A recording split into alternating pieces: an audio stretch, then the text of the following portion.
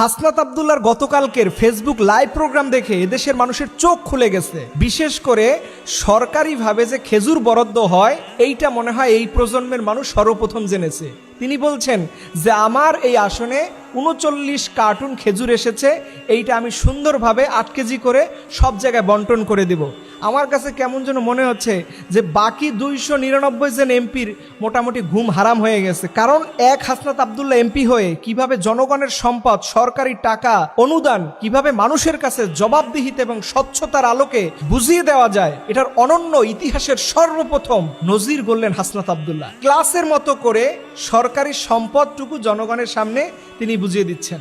বিশেষভাবে এই খেজুরের তথ্যটা মানুষের কাছে দেখলাম যে পুরো অবাক করার মতো, যে মানুষ যে যেখানেই যাচ্ছে যে খেজুর আসতে পারে এটা মানুষের ধারণাই ছিল না। দেখেন, এই জুলাই বিপ্লবের সবচেয়ে বড় অর্জনই হচ্ছে এই হাসনাত আব্দুল্লাহরা।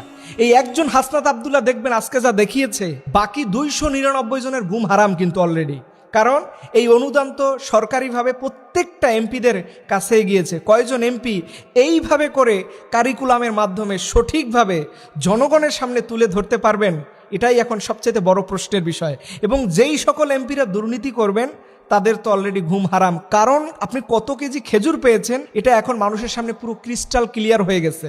বিশেষ করে অনেক মানুষ বলতেছে যে দেবিদ্বারের মানুষরা ভাগ্যবান। আবু বকর, তুমিও ভাগ্যবান, তোমার এলাকায় তুমি এরকম দামি একজন মানুষ এমপি হিসাবে পেয়ে। আসলে এটা সত্যি ভাগ্যের একটা বিষয়, এরকম ভালো মানের মানুষ এমপি হিসাবে পাওয়া।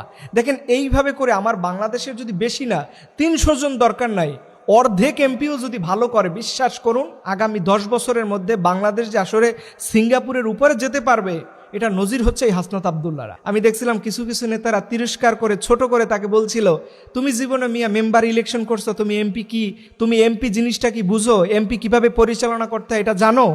দেখেন, আমি আজকে তাদেরকে বলি, আপনারা জীবনে এটা স্বপ্নেও কল্পনা করেন নাই, আর আজকে তিনি এটা লাইভ প্রোগ্রামের মাধ্যমে ক্লাসের মতো করে জনগণের সামনে পৌঁছে দিয়েছেন। এটাই হচ্ছে জেনজির পাওয়ার, এটাই হচ্ছে এই বিপ্লবের মূল অর্জন। এবং এই সমাজে শিক্ষিত মানুষ আসলে যে সমাজের কি লাভ হয়, এর জ্বলন্ত প্রমাণ হচ্ছে হাসনাত আব্দুল্লাহ।